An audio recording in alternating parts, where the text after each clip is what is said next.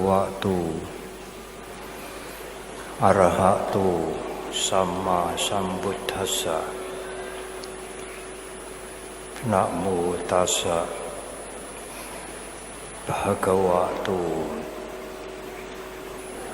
Arahato Sama Sambuddhassa. Tini punya kiriya wattuni thana maya punya kiriya wattu sila maya punya kiriya wattu bhavana maya punya kiriya wattuti.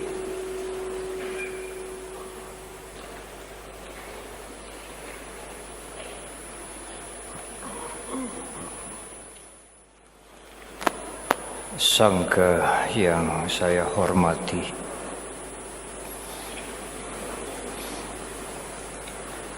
Bapak Pembimas Buddha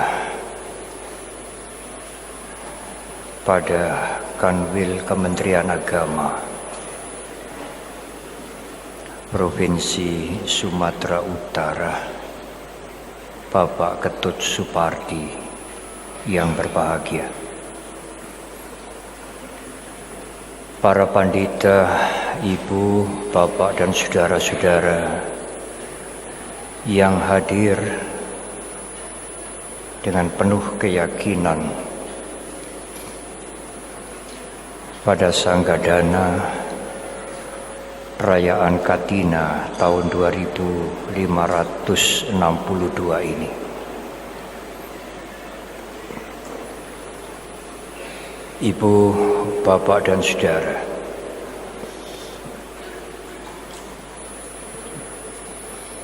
Guru Agung Buddha Gotama melihat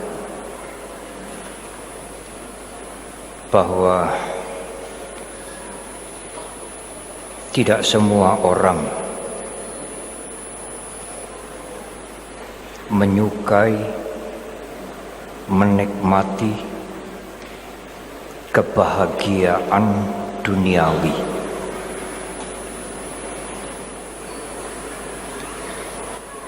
Mereka-mereka yang mengerti Dhamma, mereka yang mengerti bahaya dari kehidupan ini,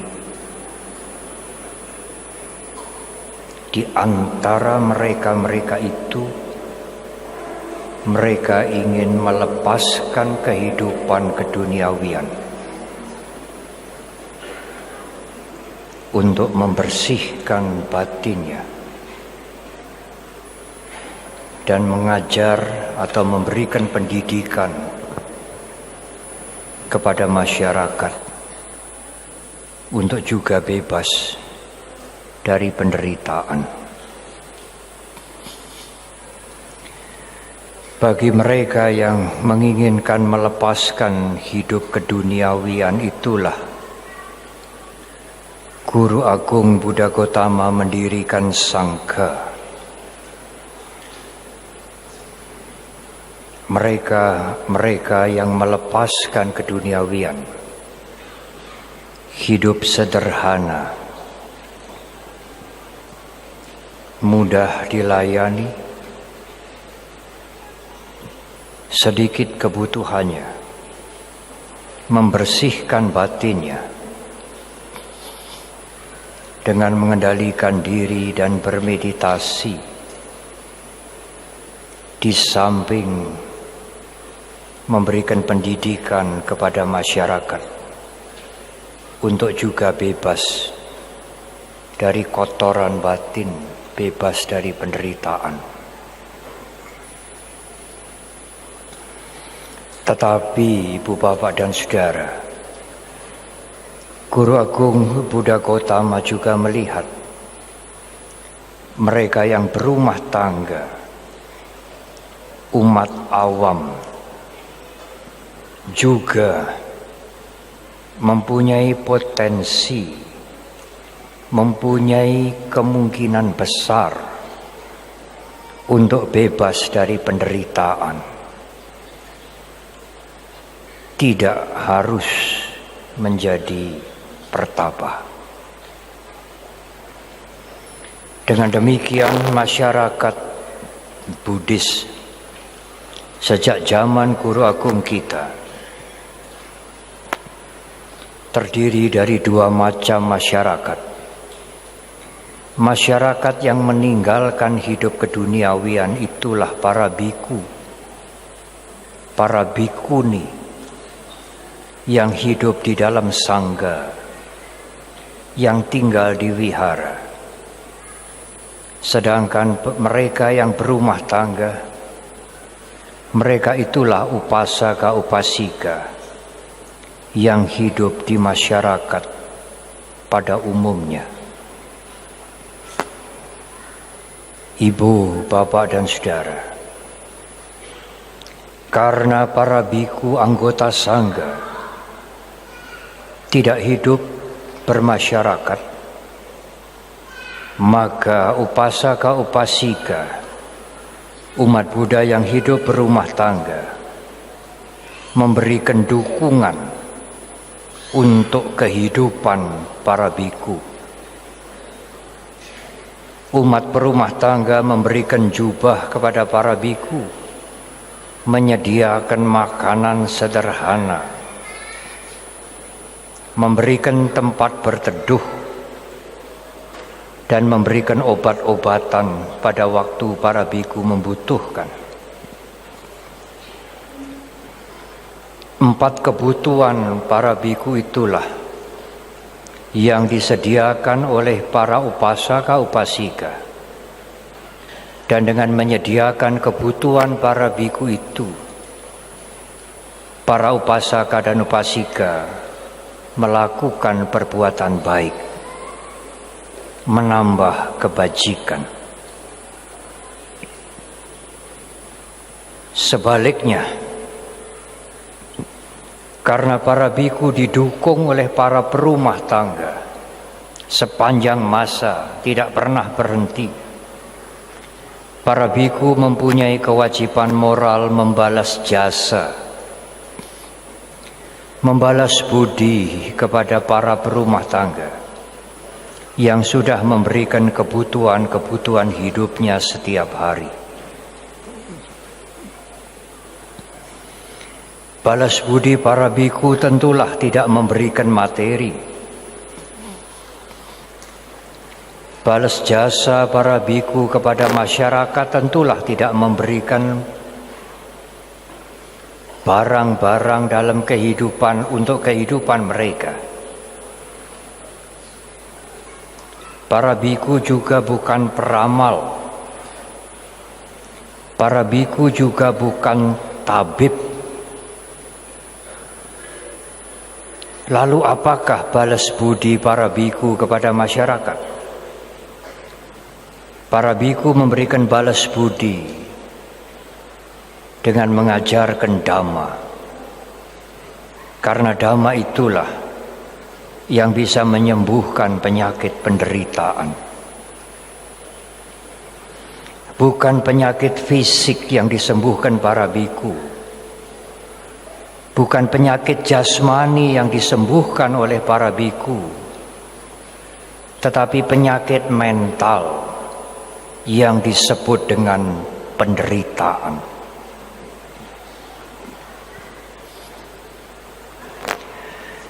Para biku adalah mereka yang berjuang untuk sembuh untuk dirinya sendiri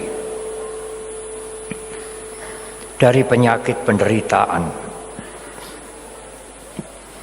Tetapi para biku juga mengajak masyarakat untuk juga sembuh, sehat, kata Bapak Pembimas, sehat dari penyakit penderitaan. Para biku memberikan obat dhamma. Tetapi tidak mudah, Ibu, Bapak, dan Saudara. Tidak semua yang sakit mau menerima obat dan minum obat. Apalagi kalau obatnya itu pahit. Oleh karena itu para biku harus dengan sabar memecah-mecah obat itu yang pahit itu, tetapi manjur, dibungkus dengan gula. Barulah obat yang dibungkus dengan gula itu menarik untuk diminum, karena sudah tidak pahit. Para biku harus dengan sabar, dengan telaten, bahkan dengan bijak, bagaimana memberikan obat, menyembuhkan penyakit-penyakit dan berbagai macam gejala penyakit-penyakit penderitaan itu. Itulah balas budi para biku kepada masyarakat yang sudah memberikan kebutuhan-kebutuhan hidup untuk para biku. Di dalam Sanggiti Sutta secara garis besar, dan sering metafora ini digunakan. Kalau Guru Agung Buddha Gautama adalah dokter, maka dhamma yang beliau ajarkan itulah obat. Dan Arya Sangga itulah orang-orang yang sudah sembuh dari penderitaan. Meskipun biku sangga belum semua sembuh dari penderitaan, tetapi biku sangga ini orang yang sungguh-sungguh ingin sembuh dari penderitaan. Tidak ada lain tujuan hidup dari para biku selain sembuh dari penderitaan. Dhamma itu dalam metafora diumpamakan sebagai obat yang diberikan oleh sang dokter Guru Agung Buddha Gautama. Secara garis besar, obat penderitaan itu ada 3 macam, yaitu dana, sila, bawana. Di dalam Sanggiti Sutta disebutkan dana, maya, punya kiriya watu, sila maya punya kiriya watu, bawana maya punya kiriya watu. Dana, sila, bawana, berdana, mempunyai perilaku yang baik dan bermeditasi. 3 hal ini bukan hal yang baru bagi setiap umat Buddha. Sejak awal mengerti ajaran agama Buddha, umat Buddha sudah diajarkan dana, sila, bawana. Tentu pada kesempatan ini saya tidak akan mengulang kembali, tetapi saya ingin mengajak kepada para Romo Pandita, Ibu Bapak dan saudara-saudara, marilah kita meningkatkan kualitas dana, kualitas sila, dan kualitas bawana. Benar, selama ini Ibu Bapak dan Saudara sudah praktek dana, sila, dan bawana, benar. Tetapi marilah kita meningkatkan kualitasnya, kualitas dana, kualitas sila, dan kualitas bawana. Tidak hanya menambah kuantitasnya, tetapi meningkatkan kualitasnya.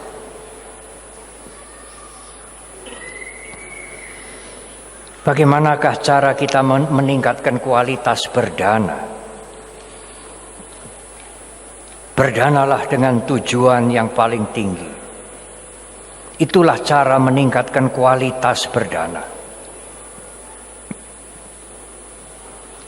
Di Jawa, Ibu Bapak dan Saudara, ada istilah begini. Kalau musim pilek, banyak orang berdana. Pilek itu bahasa Jawa artinya flu. Tapi pilek yang dalam bahasa Jawa artinya flu, bisa juga dibaca pilek. Kalau musim pilek, banyak orang membagi-bagi dana supaya nanti waktu coblosan namanya dicoblos. Memang itu berdana, tetapi ada pamrih yang sangat kasar. Berdana yang lebih tinggi mengharapkan setelah kematian dilahirkan di alam surga. Setelah meninggal dunia dilahirkan di alam dewa. Karena kata surga itu sebenarnya berasal dari bahasa Pali, swarga. Swarga loka itulah dewa loka. Ibu, bapak, dan saudara, berdana dengan mengharap dilahirkan di alam surga bukanlah berdana dengan tujuan yang paling tinggi. Karena alam surga juga alam penderitaan. Di dalam agama Buddha, alam surga adalah alam penderitaan juga. Di alam surga masih ada persaingan, keserakahan, rasa tidak senang, kebencian. Saya berpikir di alam surga juga ada hoak juga. Meningkatkan kualitas dana yang lebih tinggi, meningkatkan kualitas berdana yang paling tinggi adalah bertujuan semoga dana yang saya berikan ini menjadi faktor untuk saya bebas dari penderitaan. Dalam bahasa Pali, nibbana sapaccayo hotu. Dana apapun yang saya berikan semoga menjadi pendorong bagi saya untuk bebas dari penderitaan. Itulah tujuan berdana kualitas yang sangat tinggi. Tetapi ada yang lebih tinggi lagi, ibu bapak dan saudara. Kalau ibu bapak dan saudara berdana dengan tujuan mencapai pencerahan sempurna, menjadi sama Sambuddha seperti guru agung kita Buddha Gotama. Berdana dengan tujuan mencapai pencerahan sempurna, itulah dana yang disebut dengan paramita. Paramita adalah kebajikan yang bertujuan untuk mencapai pencerahan sempurna. Saudara-saudara, mungkin saudara berpikir, Bante, kami ini kan masih berumah tangga, masih perlu mata pencaharian berjalan lancar, rumah tangga sejahtera, hidup sehat, dan lain-lain. Apakah tidak boleh kami berdana dengan tujuan untuk sejahtera seperti itu? Boleh, ibu bapak dan saudara. Tetapi kalau ibu bapak dan saudara berdana dengan tujuan yang paling tinggi, nibbana, untuk mencapai kebebasan. Kalau saudara menangkap ratunya lebah, satu saja, saudara pindahkan ke tempat lain, ribuan lebah itu akan ikut. Tidak usah repot menangkap semuanya. Kalau saudara ingin menangkap semuanya, lupa ratunya, semuanya juga akan kabur. Tapi kalau saudara hanya menangkap ratunya saja, semua tawonnya akan ikut. Seperti itulah kalau saudara berdana. Kalau saudara berdana dengan tujuan yang paling tinggi, punggawanya itu ikut semua. Nama baik, termasyur, tidak kekurangan materi, hidup sejahtera, semua akan ikut. Tapi kalau saudara berdana untuk tujuan yang rendah-rendah, saudara hanya mendapatkan yang rendah-rendah saja. Tingkatkan kualitas berdana, tingkatkan kualitas untuk memberi dengan tujuan yang paling tinggi. Obat yang kedua adalah sila. Obat penderitaan yang kedua adalah sila. Sila adalah berpergi majunya teknik informasi, ujaran kebencian, mencemooh, mencibir. Sekarang ada satu kata lagi, nyinyir, menjadi tersebar kemana-mana. Marilah kita menjaga mulut kita dan menjaga perilaku kita. Kalau dahulu kita sekolah di SD, ada 700 peribahasa. Salah satu di antaranya, berhati-hatilah dengan mulutmu. Mulutmu harimaumu. Sekarang menjadi jempolmu harimaumu. Kalau kita tidak mengendalikan jempol kita, banyak perkara akan datang pada saudara. Polisi bisa menangkap saudara. Ibu, bapak, dan saudara, saudara tidak bisa memaksakan orang lain untuk berbuat baik. Tetapi saudara bisa tetap berbuat baik kepada semua orang.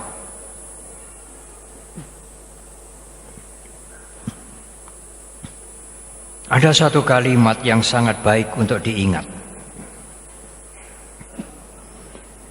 Kalau wajah saudara kotor, wajah yang kotor tidak menyakiti hati orang lain. Tapi kalau mulut yang kotor bisa menyakiti hati orang lain. Ada yang bertanya kepada kami, mengapa Bante? Mengerti agama, sudah kenal agama Buddha sudah lama, tetapi mulutnya masih kotor. Karena saudara, mengapa dia berbicara? Mengapa mulutnya kotor? Karena stok yang ada di dalam pikirannya adalah kotor-kotor. Timbunan yang ada di dalam gudang pikirannya adalah kotor-kotor. Karena itu, kalau mulutnya berbicara, yang berbicara adalah ucapan-ucapan yang kotor. Tetapi Bante, bukankah kita semua mengerti omongan kotor itu kita semua mengerti? Ya saudara, tetapi tidak sama. Ada orang yang menyimpan di dalam gudang pikirannya kotoran tetapi hanya foto. Kotoran tetapi hanya foto. Yang disimpan stoknya di dalam pikiran itu hanya foto pikiran. Foto dari kotoran. Dan foto kotoran itu tidak berbau. Kita mengerti omong kotor, tapi kita tidak pernah mengucapkan. Karena kotoran yang kita punyai dalam pikiran kita hanya foto. Lain dengan orang-orang yang pikirannya penuh dengan kotoran. Kalau timbunan di dalam gudangnya pikiran itu kotoran benaran, betulan, maka yang keluar adalah ucapan-ucapan yang kotor. Dia menulis juga tulisan-tulisan yang kotor, dan itu menyakiti orang lain.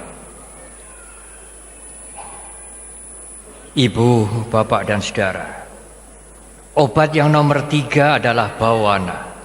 Obat penderitaan yang nomor 3 adalah bawana. Sekarang bagaimana kita meningkatkan kualitas bawana kita? Bawana adalah mengembangkan kebajikan. Tidak hanya melatih meta, tidak hanya menambah kebajikan, tetapi marilah kita meningkatkan bawana, kualitas batin kita, dengan meditasi meningkatkan kesadaran. Karena kesadaran itulah yang bisa menjaga pikiran kita, yang bisa menjaga perasaan kita, pikiran-pikiran kita, hanyalah kesadaran. Kalau kesadaran kita lemah, perasaan yang senang akan membakar keserakahan, perasaan yang tidak senang akan membakar kebencian. Bagaimana kita bisa menjagai perasaan itu? Bagaimana kita bisa mengawasi pikiran itu? Caranya tidak lain adalah dengan kesadaran. Dan kesadaran itu hanya bisa didapatkan dengan bermeditasi. Kalau umat Buddha tidak bermeditasi, tidak lengkap. Kalau hanya berdana, memberi, menolong meskipun dengan tujuan yang tertinggi, tidak berbuat kejahatan, mengendalikan ucapan, mengendalikan perbuatan, selesai, tidaklah lengkap. Agama Buddha kehilangan mahkota. Mahkota agama Buddha adalah meditasi, bawana, melatih kesadaran untuk mengawasi perasaan dan pikirannya, untuk membersihkan pikirannya dari kotoran-kotoran batin. Seperti tadi diuraikan, dari mana datangnya ucapan yang kotor, dari mana datangnya perbuatan yang buruk. Ucapan yang kotor dan perbuatan yang buruk datangnya dari pikiran kita sendiri.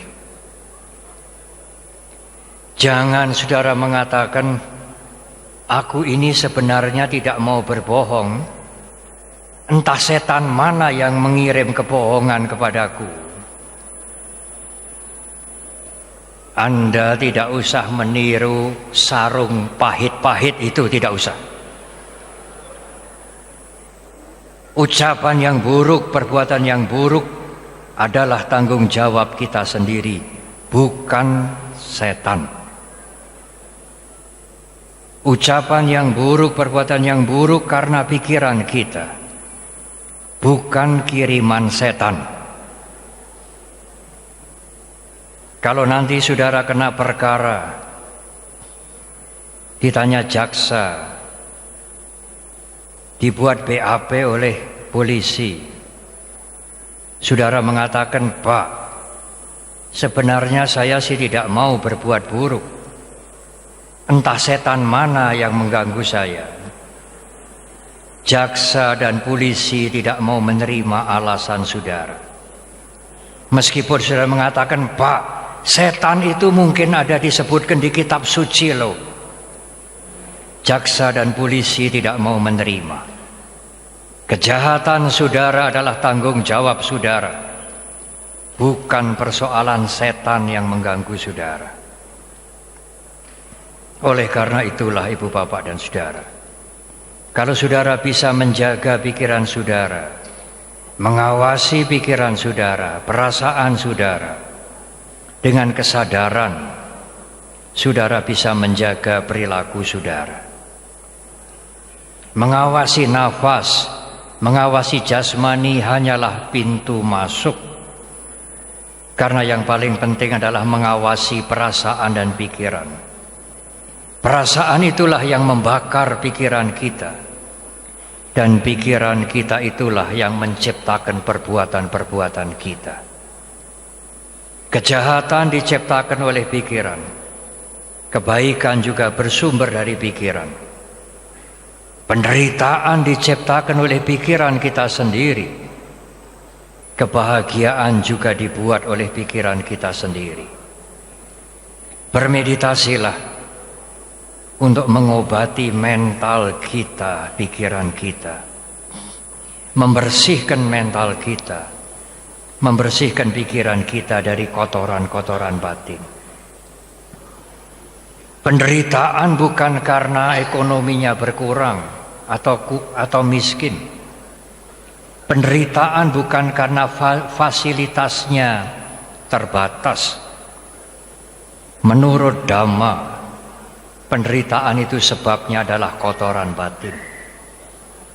Penderitaan itu sebabnya adalah keserakahan dan kebencian, keakuan, kesombongan, kecongkaan yang tidak bisa dikendalikan. Oleh karena itulah mari kita mengobati kotoran batin itu supaya penderitaan kita mulai mereda. Ibu, bapak, dan saudara, inilah 3 macam obat untuk reduce, untuk mengurangi penyakit penderitaan, meskipun belum mampu menyembuhkan penyakit penderitaan. Berdana dengan kualitas yang paling baik, menjaga perilaku dengan kualitas yang paling baik, tidak semata-mata supaya citra kita baik, tetapi supaya kotoran batin kita berkurang. Dan bermeditasi untuk memperkuat kesadaran, untuk membersihkan pikiran kita. Karena dari pikiran itulah semua sumber penderitaan datang. Utamanya pikiran keakuan. Berhati-hatilah saudara dengan pikiran keakuan. Aku sudah berdana, aku sudah berkorban, aku sudah bermeditasi, aku sudah melakukan kebaikan. Berhati-hatilah. Keakuan itu adalah sumber dari semua kotoran-kotoran batin. Saya ingin menutup uraian ini dengan cerita yang menarik. Ibu, bapak, dan saudara, pada suatu kesempatan di zaman Guru Agung kita masih hidup, ada seorang perumah tangga, bukan biku, dia perumah tangga, bernama Hataka. Suatu hari Guru Agung kita memuji Hataka. Hataka ini mempunyai 7 sifat mulia. Dia seorang perumah tangga, dia bukan seorang biku. Dia orang biasa. Hataka mempunyai 7 sifat mulia. Dan Guru Agung kita menyatakan itu. Yang pertama, Hataka mempunyai keyakinan.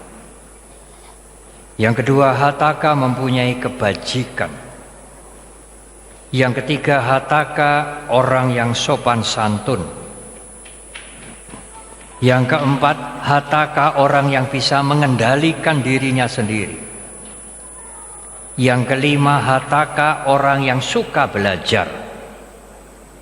Yang keenam, Hataka orang yang suka berdana. Dan yang ketujuh, Hataka orang yang mempunyai kebijaksanaan yang baik. Ada orang yang cerita kepada Hataka. Karena waktu Guru Agung Buddha Gautama memuji Hataka, Hataka tidak ada di situ. Maka ada orang yang cerita kepada Hataka. Wahai Hataka, engkau sudah dipuji oleh Guru Agung Buddha Gautama. Guru Agung mengatakan engkau mempunyai 7 sifat mulia. Engkau mempunyai keyakinan, kebajikan, sopan santun, mengendalikan diri dengan baik, suka belajar, suka berdana, dan punya kebijaksanaan. 7 sifatmu yang baik. Engkau dipuji oleh Guru Agung Buddha Gautama. Apa jawab Hataka, ibu, bapak, dan saudara? Hataka menjawab, moga-moga waktu Sang Buddha memuji saya, tidak ada orang lain yang mendengar. Artinya hanya para biku saja yang mendengar. Tidak ada perumah tangga yang lain yang mendengar. Komentar Hataka itu dilaporkan kepada Sang Buddha. Guru Agung, saya bercerita kepada Hataka bahwa Guru Agung memuji Hataka dengan 7 sifat yang baik.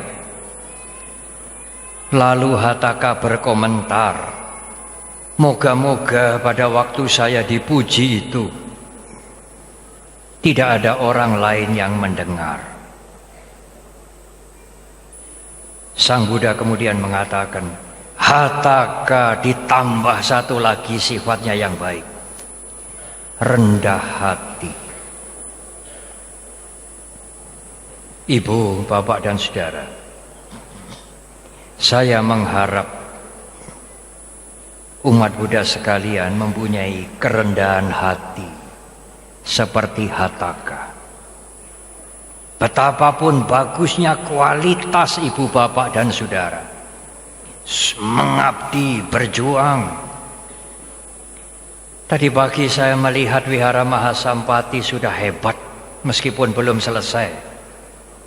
Tanda-tanda kandang ayam sudah tidak kelihatan lagi. Saudara harus membantu supaya wihara itu cepat selesai. Dan saya yakin pasti selesai. Bagaimanapun kebajikan saudara, seberapa hebat pengurus yayasan dan panitia bekerja, seberapa besar pengabdian saudara, saya berpesan umat Buddha sekalian tetap rendah hati seperti Hataka. Pada waktu Hataka dipuji, Hataka mengatakan, semoga tidak ada orang lain yang mendengar pada waktu Guru Agung memuji saya. Di Mendut saya membuat perumpamaan.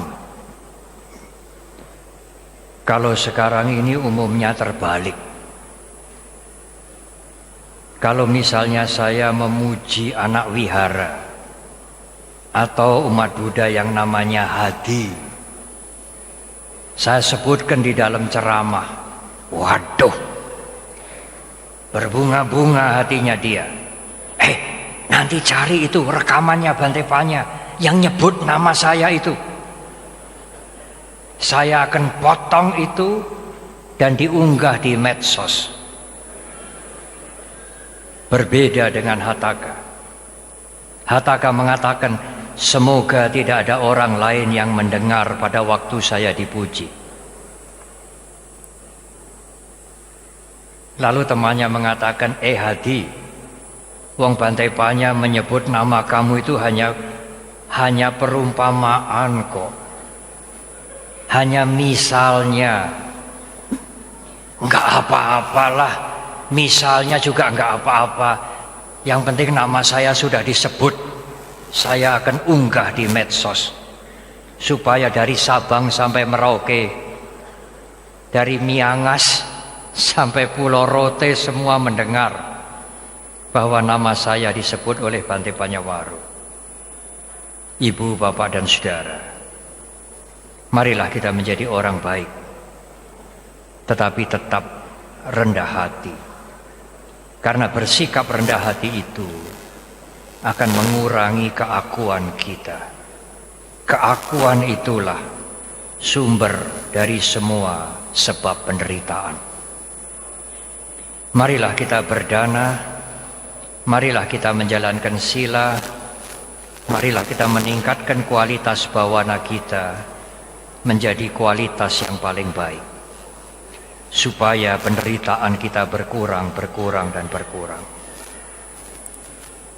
Selamat merayakan